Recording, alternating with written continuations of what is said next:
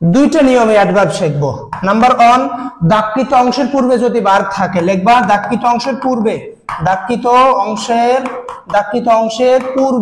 অংশের পূর্বে যদি ভার্ব থাকে, দাগকৃত অংশের পূর্বে যদি ভার্ব থাকে সেটা অ্যাডভার্বিয়াল ফ্রেজ, সেটা অ্যাডভার্বিয়াল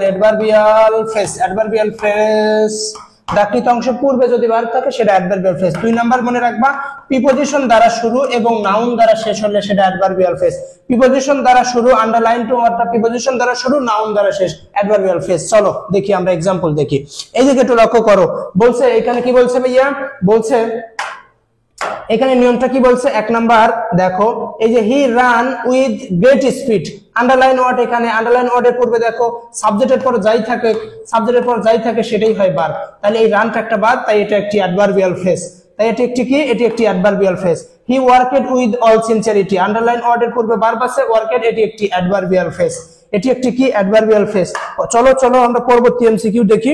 বলছে যে ফাইন্ড আউট আন্ডারলাইন ফ্রেজ বা ওয়ার্ড, বলছে I worked on without any protest, তাই আন্ডারলাইন ওয়ার্ডের পূর্বে একটি ভার্ব আছে, তাই এটি একটি অ্যাডভার্বিয়াল ফ্রেজ।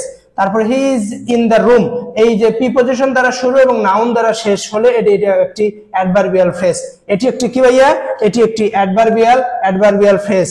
আচ্ছা, তারপরে হি লিভস ইন দা সুবর্ণ অফ ঢাকা, আমরা সেই হিসাবে যদি বলতে পারি, এখানে দেখো এখানে সেই হিসাবে হয় দাগকৃত অংশের পূর্বে ভার্ব আছে, সেটা আমরা অ্যাডভার্বিয়াল ফ্রেজ ধরতে পারি, অথবা প্রিপজিশন দ্বারা শুরু, নাউন দ্বারা শেষ, এটি একটি অ্যাডভার্বিয়াল ফ্রেজ ধরতে পারি। আশা করছি আমাদের এখানে আর কোনো সমস্যা নেই। প্রিপজিশন দ্বারা শুরু এবং নাউন দ্বারা শেষ হলে অ্যাডভার্বিয়াল ফ্রেজ, দাগকৃত অংশের মধ্যে যদি কি থাকে, যদি দাগকৃত অংশের পূর্বে যদি ভার্ব থাকে সেটা অ্যাডভার্বিয়াল ফ্রেজ। আচ্ছা চলো আমরা একটু পরবর্তীতে দেখে নেই।